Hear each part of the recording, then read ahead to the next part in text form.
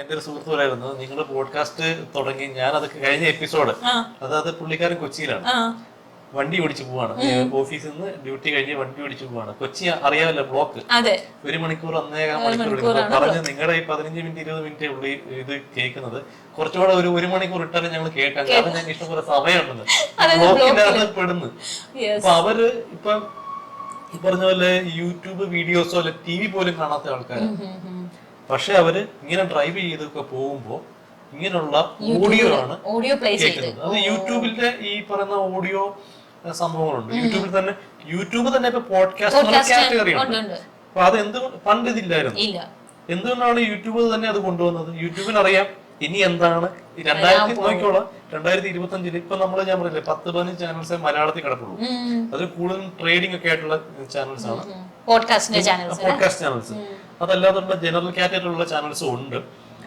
2025 ഏറ്റവും കൂടുതൽ വരാൻ പോകുന്നത് ഈ പോഡ്കാസ്റ്റ് ചാനൽസ് ആയിരിക്കും.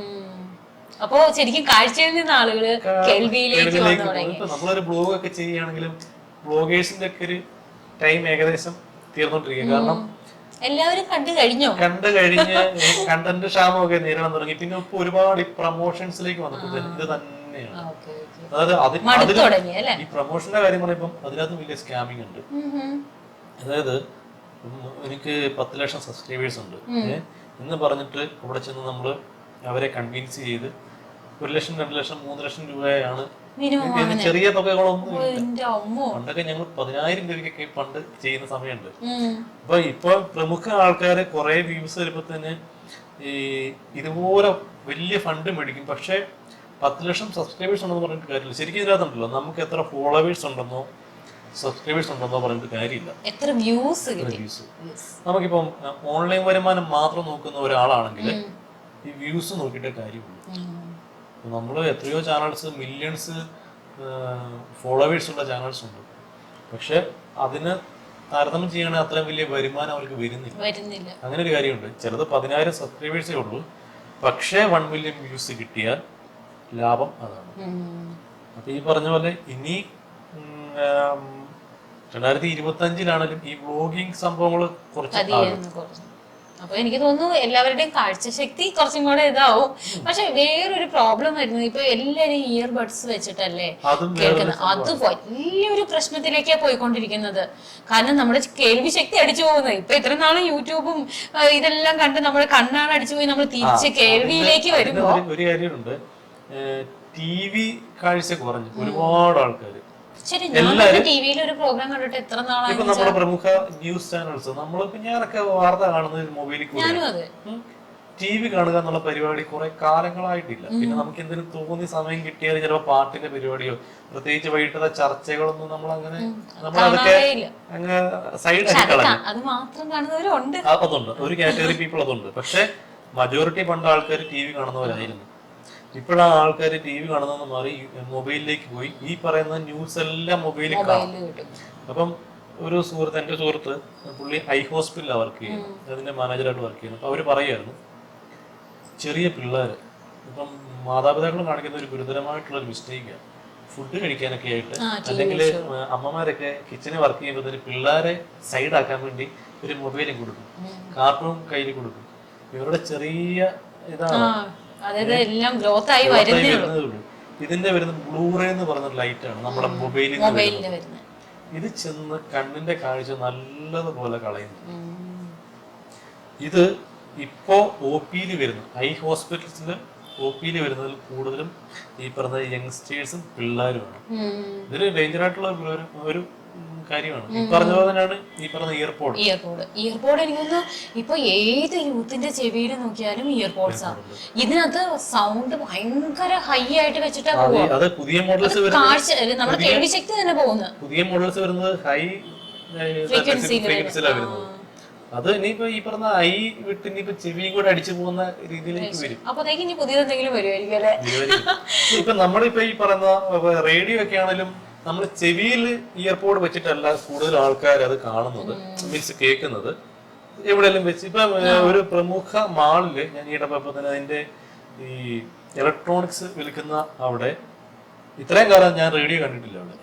ഇപ്പൊ നോക്കുമ്പോ തന്നെ പഴയ റേഡിയോ മോഡലില് ഈ പുതിയ ക്രാഫ്റ്റ് ഒക്കെ ചെയ്തിട്ടുള്ള ഒരു സംഭവം ഭയങ്കര അട്രാക്റ്റീവ്. നമ്മൾ വെറുതെ ഇപ്പൊ ഇവിടെ ഈ ടേബിളിന് മണ്ടൊക്കെ റേഡിയോ വെച്ചാൽ കാണാൻ ഭയങ്കര ലുക്കാ. പണ്ടത്തെ നമ്മുടെ റേഡിയോസ് ഇങ്ങനെ തിരിക്കുന്ന സംഭവമൊക്കെ ഓർക്കുന്നുണ്ടോ? ട്യൂൺ ചെയ്ത് പിന്നീടല്ല ഈ ഫിലിപ്സിന്റെ ഒക്കെ കറുത്ത റേഡിയോകളൊക്കെ ആയിരുന്നു വന്നത്.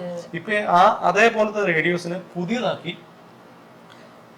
അപ്പൊ ഒരു ചേട്ടൻ അവിടെ നിന്ന് അത് വാങ്ങിക്കുന്നപ്പോൾ ഞാൻ ശ്രദ്ധിച്ചത്. അപ്പൊ ഞാൻ ചിന്തിച്ചു, റേഡിയോയുടെ കാലമാണല്ലോ, പിന്നെ റേഡിയോയിലേക്ക് ആൾക്കാർ, പുള്ളിക്ക് അധികം പ്രായമൊന്നുമില്ല, പക്ഷെ റേഡിയോ നമ്മുടെ മൊബൈലിലൊക്കെ കിട്ടുമല്ലോ. പക്ഷെ അത് വീട്ടില് ഒരു സ്വസ്ഥമായിട്ടിരിക്കാൻ അതൊരു കാഴ്ചയാണ്. അപ്പോഴും എനിക്ക് തോന്നുന്നു ഒരു റേഡിയോ ഇവിടെ വെച്ചിട്ട് നമുക്ക് മൊബൈലും നോക്കാലോ, മൊബൈലിൽ എന്തെങ്കിലും വാർത്തകൾ വായിക്കുവോ കേൾക്കുകയും ചെയ്യാം. വെബ്സൈറ്റ്, ഇപ്പൊ നമ്മൾക്ക് തന്നെ വെബ്സൈറ്റുകളുണ്ട്, ന്യൂസിന്റെ ഒക്കെ ആണെങ്കിലും വെബ്സൈറ്റുകളുണ്ട്.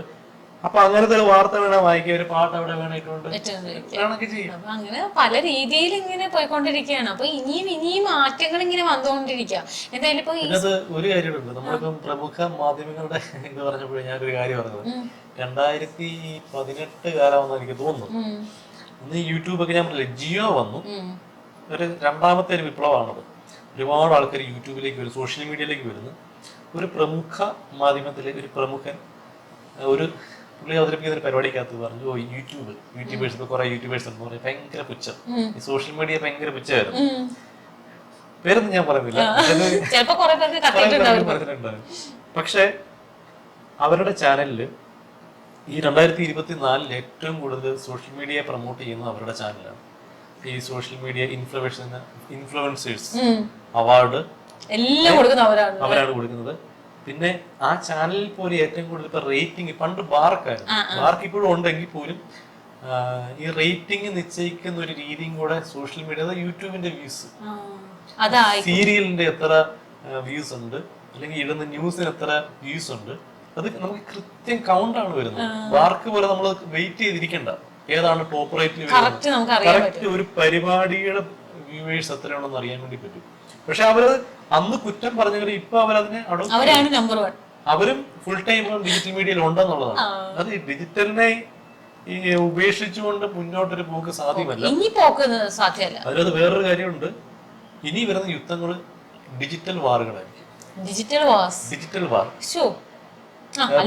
പണ്ട് നമ്മള് യുദ്ധം എങ്ങനെയായിരുന്നു, പണ്ട് മറ്റേ വാളും പരിചയമൊക്കെ, പിന്നീട് തോക്കിലേക്ക് മാറി, പിന്നീട് അണുബോംബ് ആറ്റം ബോംബിലേക്ക് വന്നു. ഇപ്പോ പേജർ ഇസ്രായേല് അറ്റാക്ക് ചെയ്തു. അല്ല, അത് വന്നപ്പോ എനിക്കൊരു പേടി, നമ്മളുടെയൊക്കെ പല മൊബൈൽസും ഇന്ത്യൻ കമ്പനി മൊബൈൽസുകളല്ല, എന്തുകൊണ്ട് പേജർ പോലത്തെ ഒരെണ്ണം ഇതിന് സംഭവിക്കാം. ഇതിപ്പോ നമ്മുടെ മുമ്പിലിരിക്കുന്ന ഒരു മൊബൈലൊക്കെ ഭാവിയിൽ ഒരു ചെറിയ ബോംബായിട്ട് മാറിയത് നമുക്ക് ഒന്നും പറയാൻ പറ്റില്ല. ഇത് നമ്മുടെ ഇന്ത്യ ഗവൺമെന്റ് ഇതിനെതിരെ ഒരു മുന്നറിയിപ്പ് നൽകിയിട്ടുണ്ടായിരുന്നു. അതായത് ചൈനീസ് ആപ്ലിക്കേഷൻ ടിക്ടോക്ക് അടക്കം നിരോധിച്ചത് ഓർക്കുന്നുണ്ടോ? കുറച്ച് വർഷം മുമ്പ് അന്ന് അതിനെതിരെ ഭയങ്കര പ്രതിഷേധങ്ങളൊക്കെ വന്നിരുന്നു. ടിക്ടോക്ക് മാത്രമാണ് എല്ലാവർക്കും അറിയാം, പക്ഷെ അതിന്റെ കൂടെ ഒരു 52 ആപ്ലിക്കേഷൻസ് നിരോധിച്ചു. ഇതെല്ലാം ചൈനയുടെയാണ്. അപ്പോ ഇത് നിരോധിച്ചതിന്റെ കാരണം അവർ പറഞ്ഞത് കാരണം സെക്യൂരിറ്റി പ്രോബ്ലംസ് ആണ്. വലിയ സംഭവമാണ്. ഇപ്പം പേജർ അറ്റാക്ക് ചെയ്ത് ആരെങ്കിലും പ്രതീക്ഷിച്ചോ? പേജറിന്റെ അകത്തൊക്കെ ഈ സ്ഫോടക വസ്തു വരുന്നു, അല്ലെങ്കിൽ ഇത് പൊട്ടിത്തെറിക്കുന്ന ആരും പ്രതീക്ഷിക്കുന്നില്ല.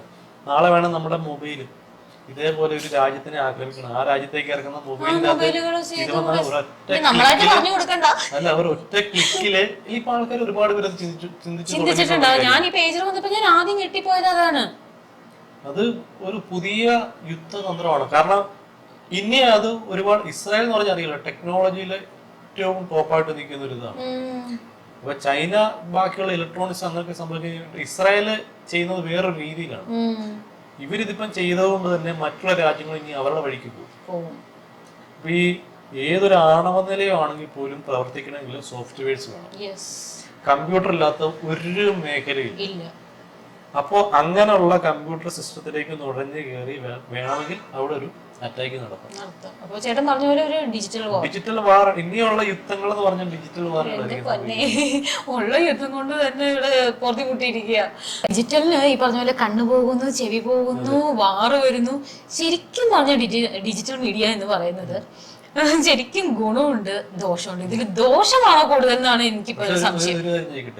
മൊബൈൽ ഇല്ലാതെ ഒരു ദിവസം ജീവിക്കാൻ പറ്റും. ഒരു ദിവസം പോയിട്ട് ഒരു മിനിറ്റ് ഇപ്പൊ എന്തിനു പറയുന്നു, വേണമെങ്കിൽ നമുക്കിപ്പോ ഇത് ചെയ്യുന്ന സമയത്ത് മാറ്റി വെക്കാലോ മൊബൈല്. മാറ്റി വെച്ചോ? ഇല്ല. കാരണം എന്താ, നമുക്ക് സന്തത സഹചാരിയാണ്. ഇപ്പൊ അതുപോലെ തന്നെ നമ്മള് അറിയാതെ നമ്മളുടെ ഉള്ളിൽ കയറുന്ന ഒരു കാര്യമുണ്ട്. അത് ഈ ഡിജിറ്റൽ മീഡിയ ഇപ്പൊ വാറെന്ന് പറഞ്ഞില്ലേ, ഈ വാറ് പോലെ തന്നെ അതൊരു ഈ മാറ്റി വെക്കാൻ പറ്റാത്ത ഒരു സംഭവം ആയിക്കൊണ്ടിരിക്കുന്നത് പോലെ തന്നെ ശരിക്കും പലരുടെയും ജീവിതത്തിന് പ്രശ്നം ഉണ്ടാക്കുന്നുണ്ട്. ശരിക്കും ഈ സോഷ്യൽ മീഡിയാസുകൾ നന്നായിട്ട് ജനങ്ങളെ എന്താ പറയാ സ്വാധീനിക്കുന്നുണ്ട്. അത് ചെറിയൊരു സ്വാധീനമൊന്നും അല്ല, നല്ലതുപോലെ അഡിക്റ്റ് ആയിട്ട്. അപ്പൊ ഈ സ്വാധീനത്തിൽ നിന്നൊക്കെ നമുക്ക് എങ്ങനെ ഒന്ന് പതിയെ വലിഞ്ഞു പോരാം, നമുക്ക് അഡിക്റ്റ് ആവാതെ. ഗെയിമിങ് അതും വലിയ, അതായത് ചില ആൾക്കാർ ഇപ്പോ നോർമൽ അല്ലാത്ത അവസ്ഥയിലേക്ക് അവർ നമ്മളിങ്ങനെ ചെയ്തുകൊണ്ടിരിക്കുന്ന കൈകള് ഓട്ടോമാറ്റിക്കലി അതിങ്ങനെ മൂവ് ചെയ്യുന്ന ഒരു രീതിയിലേക്ക് വരുന്ന ആൾക്കാരുണ്ട്. കൈ ഇതൊരു വലിയ കണ്ടന്റ്. നമുക്ക് അതൊരു കുറച്ച് കാര്യം പറയാനുണ്ട്, അടുത്ത എപ്പിസോഡാക്കി പറയാം. അത് മാത്രമല്ല, നമുക്ക് ഇപ്പൊ ഈ പറഞ്ഞ പോലെ ഡിജിറ്റൽ മേഖലയിലുള്ള കുറെ കാര്യങ്ങളെ കുറിച്ച് സംസാരിക്കാനും നമുക്ക് കുറച്ചും കൂടെ വിദഗ്ധരെ കൊണ്ടുവരേണ്ടത്. നമ്മൾ രണ്ടുപേരും ഇങ്ങനെ ഇരുന്ന് പറയുന്നതിനേക്കാളും വിദഗ്ധരും കൂടെ വന്നിരിക്കുമ്പോൾ കുറച്ച് കാര്യങ്ങൾ കൂടി നമുക്ക് അവയർനെസ് നൽകാൻ പറ്റും. അതുപോലെ തന്നെ ഇത് കണ്ടിരിക്കുന്നവർക്ക് ഒരുപാട് അഭിപ്രായങ്ങൾ, ഇതിന്റെ സജഷൻസ് കാണാം. അവർക്ക് ചിലപ്പോൾ ഇതിനേക്കാളും നല്ല അറിവുകൾസ് കാണാം, അവരുടെ അനുഭവങ്ങൾ കാണാം. അവർക്ക് തീർച്ചയായിട്ടും കമന്റ് ആയിട്ട് നിങ്ങൾക്ക് പങ്കുവെക്കുക. തീർച്ചയായിട്ടും നിങ്ങളുടെ കമന്റ്സ്, അതുപോലെ നിങ്ങൾക്ക് പറ്റിയിട്ടുള്ള പ്രശ്നങ്ങൾ ഡിജിറ്റൽ മീഡിയയിൽ നിന്ന് അതുപോലെ ഹാംഫുൾ ആകുന്നുണ്ടോ, നിങ്ങളുടെ കമന്റ്സ് എന്തും ആവട്ടെ അത് കമന്റ് ചെയ്യാൻ മറക്കണ്ട. അപ്പൊ ആദ്യമായിട്ട് ഇത് കാണുന്ന ആൾക്കാരൊന്ന് സബ്സ്ക്രൈബ് വെച്ചേക്കുക. അതുപോലെ തന്നെ ഫേസ്ബുക്ക് ഒന്ന് ഫോളോ ചെയ്യുക, ഇൻസ്റ്റ ഒന്ന് ഫോളോ ചെയ്യുക. നല്ല നല്ല കണ്ടന്റ് നിങ്ങൾക്ക് അറിയാൻ മീൻസ് നിങ്ങൾക്ക് ഉപകാരപ്പെടുന്ന കണ്ടന്റുകളുമായിട്ട് എപ്പിസോഡിൽ ഞങ്ങൾ വരുന്നതായിരിക്കും. നമുക്ക് വൈൻഡപ്പ് ചെയ്തല്ലോ. Yes, Tata, bye bye.